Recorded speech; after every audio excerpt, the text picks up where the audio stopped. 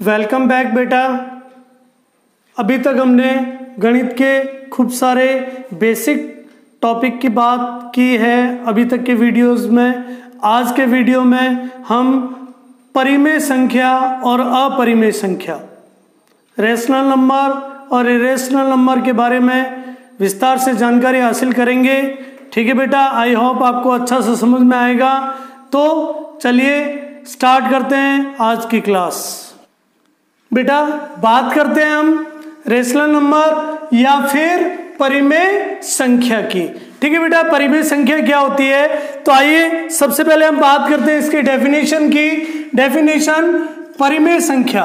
देखिए बेटा, किसी भी संख्या को सीखने से पहले मैंने वीडियोस में पहले पढ़ा रखा है कि भाई प्राकृत संख्या क्या होती है और पूर्ण संख्या क्या होती है, नेचुरल नंबर क्या होता है और होल नंबर क्या होता है। ये मैंने बेटा पिछले वीडियो में आप पढ़ा रखा है, आप देख सकते हैं। ठीक है, तो उसके बाद हमें पढ़नी है परिमेय संख्या, रेशनल नंबर।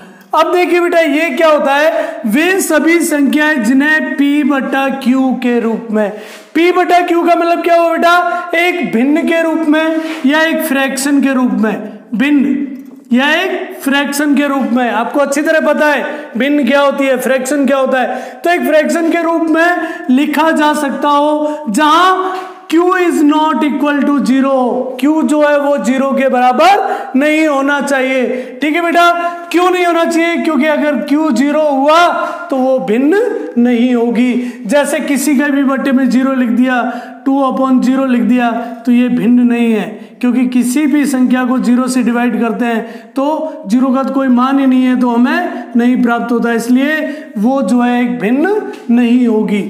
ठीक है, वो परिमेय संख्या कहलाती है। यानी जिसको हम P बटा Q के रूप में लिख सकते हैं या फिर न्यूमिनेटर और डिनोमिनेटर के रूप में लिख सकते हैं, जहां डिनोमिनेटर जो होता है हमारा हर जो होता है वो 0 नहीं होना चाहिए। ठीक है बेटा, बात करते हैं इंग्लिश में इसके डेफिनेशन की कि आखिर में रेशनल नंबर है क्या?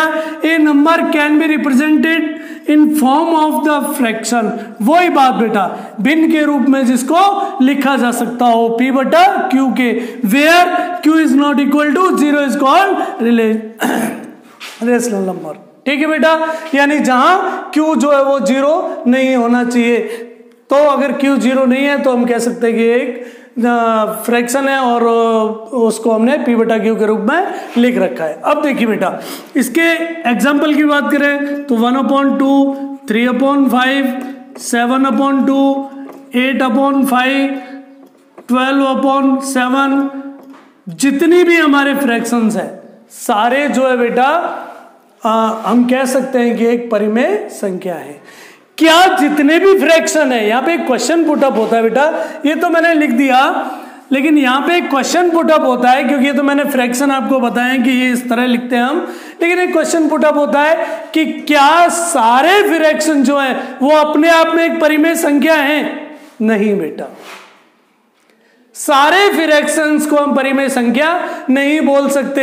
एक चीज ध्यान रखना, मैंने आपको बताया था कि जब भी हम न्यूमिनेटर में डिनोमिनेटर का भाग देते हैं, यानी जब भी हम अंश में हर का भाग देते हैं, तो अगर भाग पूरा पूरा जा रहा है, रिमेनिंग कुछ भी नहीं बच रहा, तो बेटा वो परिमेय संख्या है डेसिमल के बाद। और अगर डेसिमल के बाद बेटा रिमेनिंग बच रहा है और बार बार संख्या आ रही है, यानी दोहरान हो रहा है, बार बार पुनरावृत्ति हो रही है, पुनरावृत्ति दशमलव भिन्न पुनरावृत्ति हो रही है, या हम कह सकते हैं कि हमारा जो भाग है वो इनफाइनाइट लूप में चला गया, बार बार एक संख्या आ रही है, तो बेटा वो जो है हमारी परिमेय संख्या नहीं होगी, वो अपरिमेय संख्या होगी। यहाँ पे ये ध्यान रखना है कि सारे फ्रैक्शंस को हम परिमेय संख्या नहीं बोल सकते। वे फ्रैक्शन जिनका पूरा पूरा भाग नहीं जा रहा, जहां पर रिमेनिंग बचता जा रहा है और इनफाइनाइट लूप में पहुंच रहा है, तो वो हमारी बेटा परिमेय संख्या नहीं होगी, वो अपरिमेय संख्या होगी। तो आई होप आपको परिमेय संख्या की डेफिनेशन अच्छी तरह पता चल गई होगी। नोट डाउन करो। प्यारे बच्चों, अब बात करते हैं अपन अपरिमेय संख्याओं की कि आखिर में अपरिमेय संख्या होती क्या है। बेटा अपरिमेय संख्या परिमेय संख्या का जस्ट उल्टा है, यानी वे राशियां जिनको हम p बटा q के रूप में व्यक्त नहीं कर सकते, वे संख्याएं जिनको p बटा q के रूप में नहीं लिखा जा सकता, वे अपरिमेय संख्या कहलाती हैं। ये डेफिनेशन है बेटा। अगर इंग्लिश में इसकी अंग्रेजी में डेफिनेशन की बात करें तो irrational number are the real number that cannot be represented as the simple fraction। Fraction का मतलब क्या हो गया, वही p बटा q के रूप में, यानी एक भिन्न के रूप में प्रदर्शित नहीं कर सकते। अब बेटा यहाँ पे बात करें हम एग्जाम्पल की, तो एग्जाम्पल देखिए जैसे √2, √3, √5x, ठीक है बेटा। इसी तरह जैसे बात करें 0.333 और ये इनफाइनाइट लूप तक पहुंच जाता है, यानी ये भी हमारा जो है एक अपरिमेय संख्या है। तो इस तरह बेटा ये अपरिमेय संख्या होती है जिन्हें हम p बटा q के रूप में नहीं लिख सकते। ठीक है बेटा, तो ये थी इनकी डेफिनेशन। अब हम इनकी प्रॉपर्टीज या विशेषताओं की जानकारी हासिल करेंगे, जब तक आप इसको नोट डाउन करो। हाँ तो प्यारे बच्चों, बात करते हैं अपन इनकी प्रॉपर्टीज की कि भाई रेशनल नंबर और इरेशनल नंबर की क्या प्रॉपर्टीज हैं, या अपनी परिमेय और अपरिमेय संख्या के क्या गुणधर्म है। बेटा पहला टॉपिक देखिए, पहला पॉइंट देखिए, परिमेय संख्या रेशनल नंबर को p बटा q के रूप में लिखा जा सकता है, जबकि अपरिमेय संख्या रेशनल नंबर को p बटा q के रूप में नहीं व्यक्त कर सकते। पहली प्रॉपर्टी। सेकंड देखिए क्या है बेटा, परिमेय संख्या का दशमलव प्रसार आवर्ती शांत आवर्ती होती है। दशमलव प्रसार की आवर्ती कैसी होती है, शांत। वही बेटा कि इसको एक निश्चित सीमा तक, जब दशमलव में जब हम न्यूमिनेटर में डिनोमिनेटर का भाग देते हैं या अंश में हर का भाग देते हैं तो एक निश्चित सीमा के बाद भाग खत्म हो जाता है, लेकिन अपरिमेय संख्या में ऐसा नहीं है। अपरिमेय संख्या में आप भाग देते रहोगे, आगे बढ़ता रहेगा, वो कभी खत्म नहीं होगा, इनफाइनाइट लूप में पहुंच जाएगा। जैसे मैंने यहाँ, यानी उसकी आवर्ती अशांत होती है। कैसी होती है, दशमलव प्रसार जो है वो अशांत होता है अपरिमेय संख्या का। जैसे मैंने यहाँ उदाहरण दे रखा है 3/4। सपोज बेटा अगर हम 3 को 4 से डिवाइड करें तो यहाँ पॉइंट लग गया, पॉइंट के बाद 1, यहाँ 0 उतार दिया हमने, सॉरी पॉइंट के बाद हमने यहाँ क्या उतारा, 0। 28 माइनस किया, 2 बचा, पॉइंट के बाद 0 लगा दिया, और लगा सकते हैं। ठीक है बेटा, अब 4 5 20 और माइनस किया 0 0, पूरा गया ना बेटा, पॉइंट 75। यानी देखो इसको हम ऐसे भी लिख सकते हैं कि जैसे 3/4 = 0.75। ठीक है बेटा, समझ आ रहा है या नहीं आ रहा। अब नेक्स्ट जो हमारा नंबर था वो था 1/3। देखिए बेटा इसको भी हम करके देखते हैं। 1/3 को, तो 1 को हम डिवाइड करेंगे 3 से, पॉइंट लगाया 10, कितने टाइम गया बेटा, 3 टाइम, आया क्या 9, माइनस किया 1।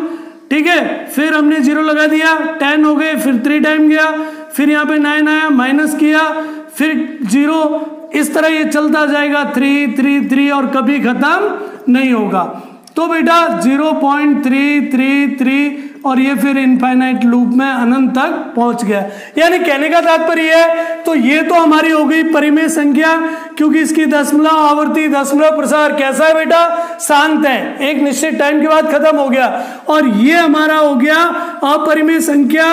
क्यों हुआ, क्योंकि ये एक निश्चित प्रसार के बाद भी खत्म नहीं होता, इनफाइनाइट लूप में चला जाता है, आते ही रहते हैं, कभी खत्म नहीं होते। तो जो जिनका दशमलव प्रसार शांत है वो परिमेय संख्या है, और जिनका दशमलव प्रसार अशांत है वो अपरिमेय संख्या है। आई होप आपको समझ में आ रहा होगा। थर्ड पॉइंट देखिए बेटा, दो परिमेय संख्याओं का योग, अंतर, गुणा, गुणनफल व भाग, यानी दो परिमेय संख्याओं को जब हम जोड़ते हैं, उनका अंतर निकालते हैं, उनको गुणा करते हैं या भाग देते हैं, तो हमेशा ऑलवेज बेटा एक परिमेय संख्या ही प्राप्त होता है। इसी प्रकार जब दो अपरिमेय संख्याओं को नेक्स्ट देखिए, जब दो अपरिमेय संख्याओं का योग, अंतर, गुणा व भाग करते हैं तो यह जरूरी नहीं है कि हमें एक परिमेय संख्या प्राप्त हो, अपरिमेय संख्या प्राप्त हो। बेटा परिमेय संख्या में जब हम संख्याओं को जोड़ेंगे, अंतर करेंगे, गुणा करेंगे या भाग देंगे तो हमें एक परिमेय संख्या ही प्राप्त होगा। लेकिन अपरिमेय संख्या में जब हम जोड़ेंगे, घटाएंगे, ठीक है, गुणा करेंगे या भाग देंगे तो नेसेसरी नहीं है कि हमें एक अपरिमेय संख्या ही प्राप्त हो। वेदर परिमेय भी हो सकती है और अपरिमेय भी हो सकती है, यानी अपरिमेय संख्या में कोई निश्चित नहीं है, परिमेय संख्या भी आ सकती है और अपरिमेय संख्या भी आ सकती है। बेटा एग्जाम्पल की बात करें, जैसे √2 ये एक अपरिमेय संख्या है, प्लस √3 ये भी एक अपरिमेय संख्या है, इनको जोड़ा तो रूट आ गया 5। ठीक है बेटा, अब देखिए √3 माइनस √3 ये दोनों अपरिमेय संख्या है, घटाया तो क्या हो गया 0। ये तो बेटा हमें प्राप्त होगी एक अपरिमेय संख्या, और लेकिन ये क्या होगी एक परिमेय संख्या।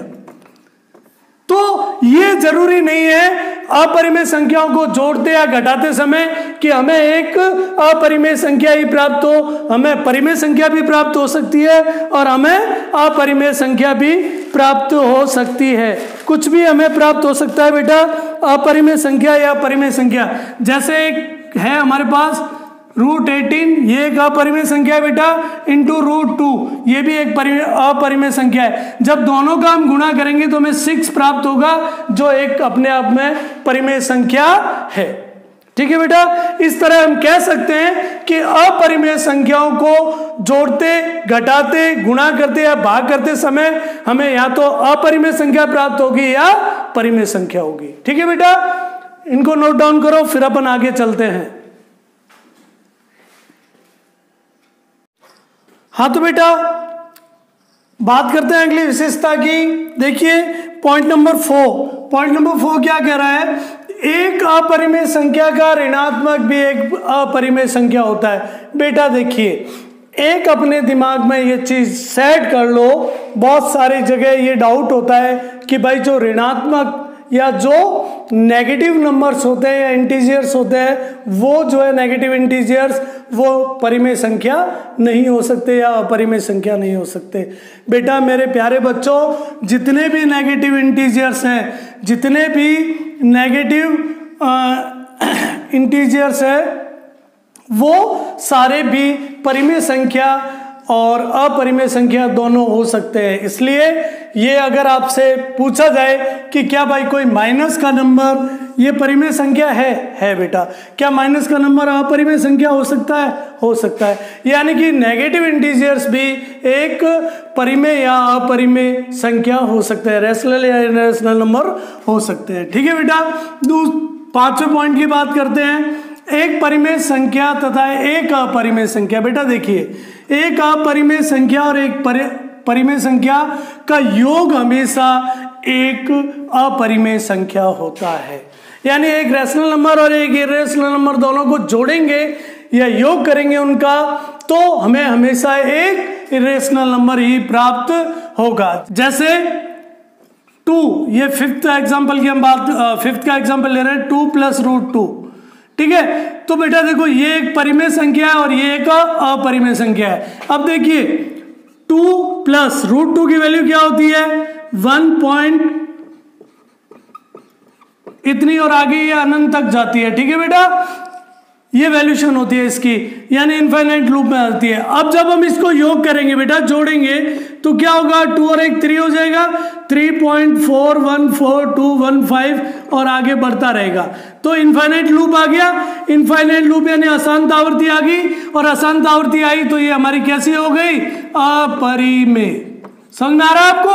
यानी जब एक परिमेय और अपरिमेय संख्या को हम जोड़ेंगे तो हमेशा हमें अपरिमेय संख्या प्राप्त होगी। इसी तरह देखिए, एक परिमेय संख्या, 6th पॉइंट की बात कर रहे हैं हम लोग, एक अपरिमेय संख्या तथा परिमेय संख्या का गुणनफल। गुणनफल का तात्पर्य होता है उन दोनों को जब गुणा किया जाए तो हमेशा एक अपरिमेय संख्या प्राप्त होती है। छठा एग्जाम्पल, छठे का हम लेके देखते हैं, जैसे 2 × √2 इसी को ले लो, तो बेटा आंसर क्या आएगा 2√2, और ये अपने आप में एक क्या है, अपरिमेय संख्या।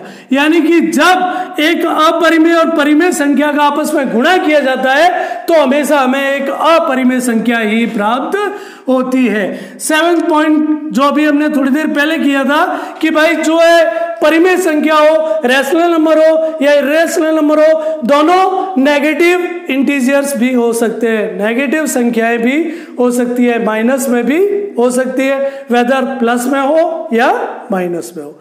ठीक है बच्चा, तो इस तरह से ये हमारे रैशनल और इरेशनल नंबर थे, यानी परिमेय संख्या और अपरिमेय संख्या थी। ठीक है बेटा, नेक्स्ट वीडियो में हम डिस्कशन करेंगे अपने अगले टॉपिक को। तब तक बने रहिए मेरे साथ, मेरे वीडियो को लाइक करें, चैनल को सब्सक्राइब करें। ठीक है बेटा, टेक केयर, गुड बाय।